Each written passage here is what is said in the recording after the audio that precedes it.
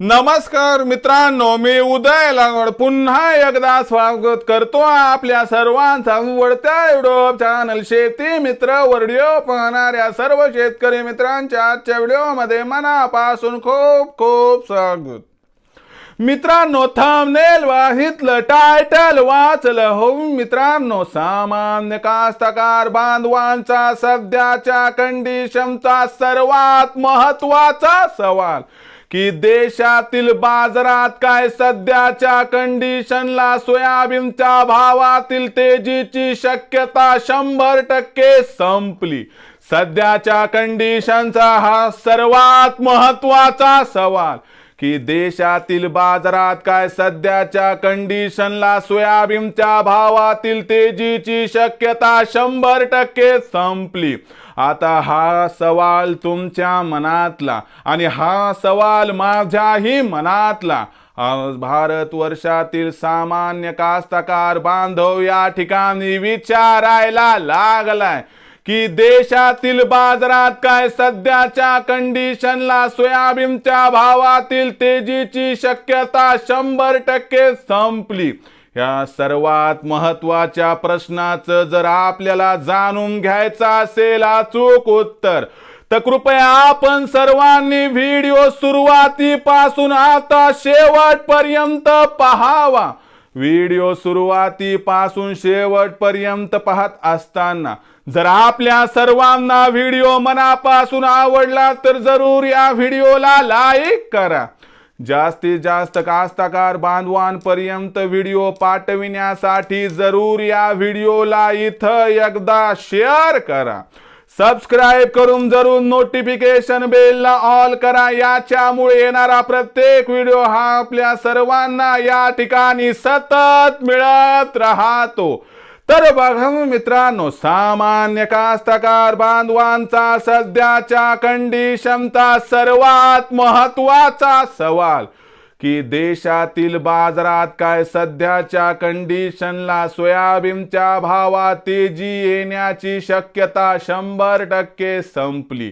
हवालदिल झालेल्या कास्तकार बांधवाचा केविलवाना सवाल, काय देशातील बाजारात सोयाबीनच्या भावात तेजी येण्याची शक्यता 100% संपली? या प्रश्नाचं घेऊयात आता सविस्तर उत्तर।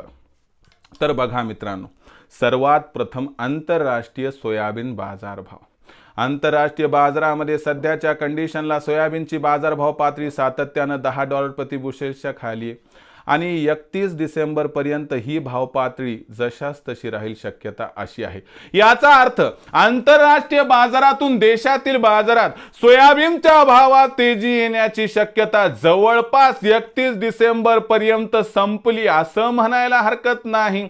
म्हणजे जी काही तेजी येईल ती सगळी देशातील असणाऱ्या मागणी पुरवठ्याच्या स्थितीवर दिसत आहे। मग देशातील असणारी मागणी पुरवठ्याची स्थिती कशी आहे आणि जर ही सुद्धा कमकुवत असेल तर मग खरंच देशातील बाजारात सध्याच्या कंडिशनला सोयाबीनच्या भावातील तेजी येण्याची शक्यता 100% संपली असं आपल्याला म्हणायला हरकत नाही। पण सध्या देशातील सोयाबीन भाव पातळी काय आहे ते बघा।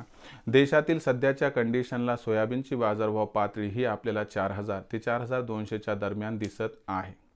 देशातील सोयाबीन भाव पातळीचा विचार केला तर ही भाव पातळी तुम्हाला इथून पुढच्या 15 दिवसात 50-100 रुपयाची तेजी अथवा मंदी दाखवेल, कारण सरकारची सोयाबीन खरेदी धीम्या गतीने आहे आणि कसल्याही प्रकारची सकारात्मक बाब न देशातील बाजारात आहे न आंतरराष्ट्रीय बाजारात आहे आणि मागणीपेक्षा आवक ही जरा जास्त दिसत आहे।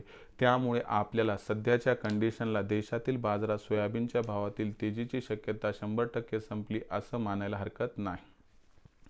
पण याचा अर्थ पुन्हा सोयाबीनच्या भावात तेजी येणार नाही का? सध्या शक्यता संपली पण भविष्यात तेजी येऊन जानेवारी महिन्यात सोयाबीनचा भाव हा देशातील बाजारात 100% 4500 पार जाईल असं आहे जाणकारांचं मत। विक्रीचा विचार करणारा सोयाबीन उत्पादक कास्तकार बांधव यासाठी माझा सल्ला असा देतो की तुम्हाला माझा एवढाच सल्ला आहे की बघा, सोयाबीनचा जो भाव आहे तो आपल्याला सध्या किती दिसायला आहे तर 4000 ते 4200 दरम्यान। तर ही भाव पातळी 4300 पर्यंत जाईल, पण आर्थिक परिस्थिती आपली केविलवाणी आहे पैशाची खूप गरज असेल तर इथं आपण 25% सोयाबीन विक्री करू शकतात. बाकी सोयाबीन इथून पुढे येणाऱ्या तेजीमध्ये विका, कारण 4,500साठी आपल्याला थांबावं लागेल.